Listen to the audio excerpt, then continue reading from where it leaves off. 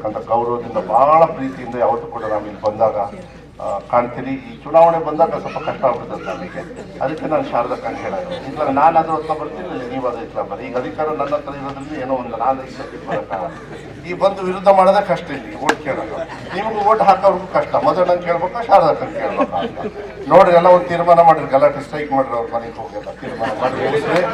ಯಾವಾಗಲೂ ಅಷ್ಟೇ ಬುದ್ಧಿವಂತಿಕೆ ಹೆಂಗಿರ್ಬೇಕಂದ್ರೆ, ಈ ಇಂಗ್ಲೀಷಲ್ಲಿ ಒಂದು ಗಾದೆ ಇದೆ, ಮೇಕ್ ಹೇ ವೈಲ್ ಸನ್ಶೈನ್ ಅಂತ. ಯಾರಿಗಾರು ಗೊತ್ತಾ ಇದು ಮೀನಿಂಗು? ನಮ್ಮ ಅಪ್ಪವ್ರು ಹೇಳ್ತಾ ಇದ್ರು. ನಾನೇನು ಪಂಡಿತ ಅಲ್ಲ, ನಂದೆಲ್ಲ ಕನ್ನಡ ಗೊತ್ತಲ್ಲ, ಪೇಪರ್ ಅವ್ರು ಬರೀತಾರೆ, ಅದು ಬೇರೆ ಪ್ರಶ್ನೆ. ಆದರೆ ಮೇಕ್ ಹೇ ವೈಲ್ ಸನ್ಶೈನ್ ಯಾರು ಹೇಳ್ತೀರಾ ಅಮ್ಮ? ಯಾರಿಗಾರು ಆಗಲ್ಲ. ಓಕೆ, ಮೇಕ್ ಹೇ ವೈಲ್ ಸನ್ಶೈನ್ ಅಂದರೆ ಬಿಸಿಲಿದ್ದಾಗ ಹುಲ್ಲು ಒಣಗಿಸ್ಕೊಂಡ್ಬಿಡ್ಬೇಕು, ಮೋಡಿದ್ದಾಗ ಒಣಗಿಸ್ಬೇಕಾಗತ್ತಾ?